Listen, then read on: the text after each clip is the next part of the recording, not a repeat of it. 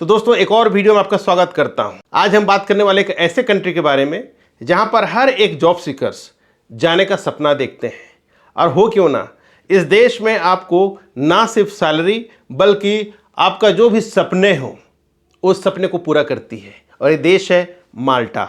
जी हाँ दोस्तों, माल्टा Europe union का एक देश है और ये शेंजन जोन में आता है, जहां पर एक बार आप पहुंच गए तो आपका सारे सपने पूरे होने का आसार रहता है।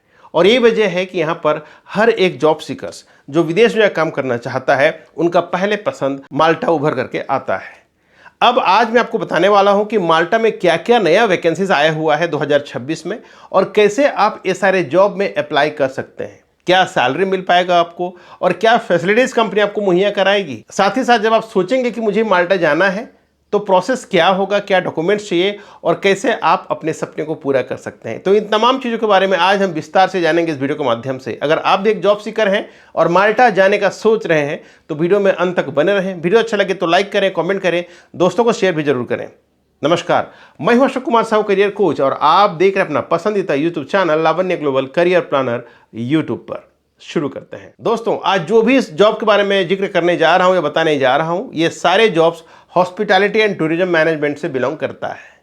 तो अगर आपको हॉस्पिटैलिटी एंड टूरिज्म एक्सपीरियंस है, आपने अगर होटल मैनेजमेंट का डिग्री या डिप्लोमा किया हुआ है, तो आज का ये वीडियो आपके लिए सोने पे सुहागा होने वाला है। ठीक, सबसे पहला जो वैकेंसी है शेफ का। अगर आपने कॉन्टिनेंटल, इटालियन, चाइनीज, इंडियन जो भी आपने एक्सपीरियंस लिया हुआ है या पढ़ाई किया हुआ है तो आप एज ए शेफ अप्लाई कर सकते हैं। इसमें आपको अच्छा खासा सैलरी यानी लगभग 1000 से 1200 यूरो सैलरी मिल सकता है। ये डिपेंड करेगा आपका पोजीशन और एक्सपीरियंस को लेकर के। दूसरा, फूड एंड बेवरेज अटेंडेंट। अगर आपने सर्विस में काम किया है, F&B अटेंडेंट के रूप में काम किया है और आपका एज अगर 21 साल से लेकर के 45 साल के बीच है तो आप इस जॉब में अप्लाई कर सकते हैं। इसमें भी सैलरी लगभग 1050 यूरो से लेकर के 1200 यूरो के बीच रहेगा।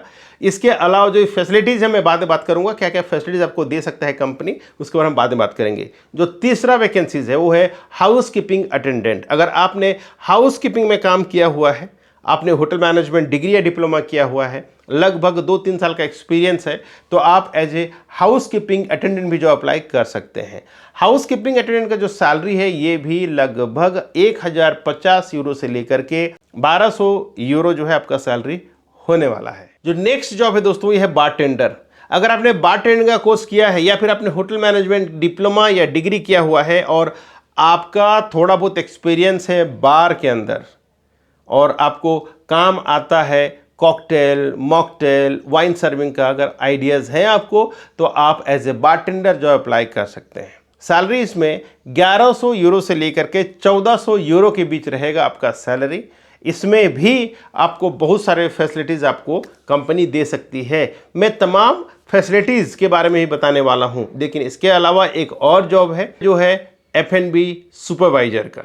अगर आप अच्छा खासा एक्सपीरियंस लिए हुए हैं और सुपरवाइजर में अप्लाई करना चाहते हैं तो माल्टा एक बेहतरीन ऑप्शन हो सकता है आपके लिए, क्योंकि यहाँ पर ना सिर्फ सैलरी बल्कि सारे फैसिलिटीज़ आपको मिलता है।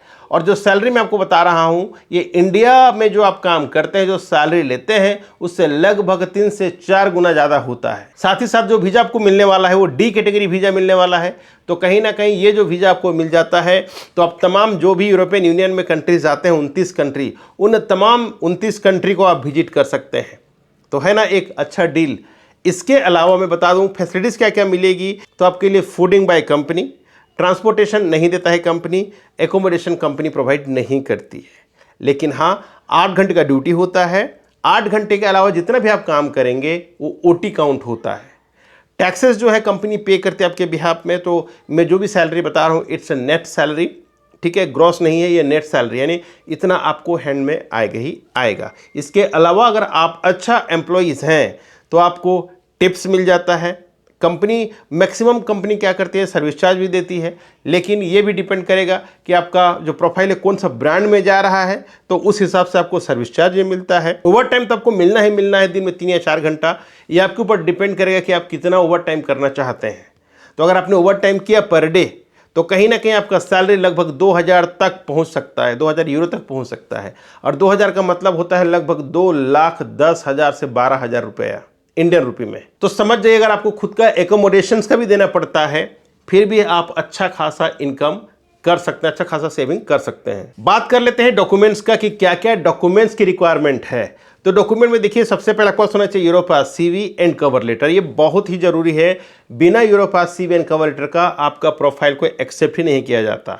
एक पासपोर्ट साइज फोटोग्राफ, आपका जितना भी एजुकेशन हुआ है अभी तक उसका स्कैन कॉपी, आपको जो भी एक्सपीरियंस है सारे एक्सपीरियंस को इकट्ठा कर लीजिए, उसका स्कैन कर लीजिए। आपका पासपोर्ट सबसे इंपॉर्टेंट, पासपोर्ट का वैलिडिटी मिनिमम 2 साल का होना चाहिए, क्योंकि आपका प्रोसेसिंग कम से कम 6 से 7 महीने का समय लग जाता है। तो अगर आपके पास 2 साल का वैलिडिटी रहेगा पासपोर्ट का तो सोने पे सुहागा होगा। नहीं तो अगर उससे ज़्यादा है तो कोई बात नहीं है, लेकिन कम नहीं होना चाहिए, इस बात को आपको ध्यान रखना है।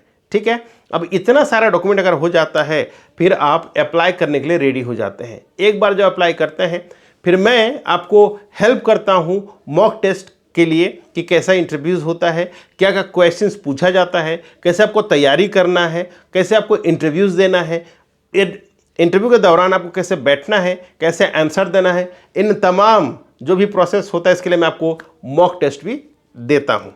ये सब होने के बाद आपका इंटरव्यू हो जाता है। इंटरव्यू होने के बाद आपका ऑफर लेटर आता है। ऑफर लेटर आने के बाद फिर आपका आ जाता है वर्क परमिट।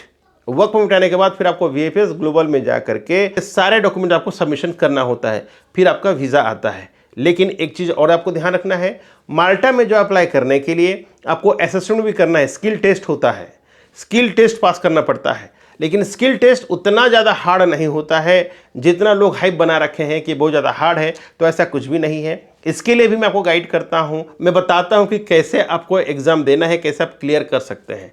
और वैसे बताऊँ ना तो ये बहुत ज़्यादा हार्ड नहीं है, बहुत ही सिंपल है, बहुत आसान है, कोई भी इसे पास कर सकता है, बशर्ते आपका होटल मैनेजमेंट डिग्री या डिप्लोमा होना चाहिए। ठीक है, तो मैंने डिटेल्स में बता दिया है मेरा दोस्त, इस साल का जो नया नियम और जो भी प्रोसेस होने वाला है 2026 में माल्टा में हॉस्पिटैलिटी एंड टूरिज्म जॉब को लेकर के। अगर अब भी आपके मन में कोई और क्वेश्चंस हो जो मैं इस वीडियो में मिस कर गया हूं तो आप मुझे ये जो कमेंट सेक्शन दिख रहा है यहाँ पर कमेंट करके पूछ सकते हैं। और अगर पहली बार चैनल पे हैं तो सब्सक्राइब जरूर कर लें, क्योंकि इसी तरह का मैं हर कंट्री का वीडियो लेकर के आते रहता हूँ जो आपका करियर के लिए बहुत ज़्यादा हेल्पफुल हो सके। तो आज के लिए बस इतना ही, मिलते हैं एक और नए वीडियो में नए टॉपिक के साथ। तब तक के लिए आप रखें अपना ख्याल और मुझे दी इजाज़त। Thank you so much. जय हिंद, जय भारत।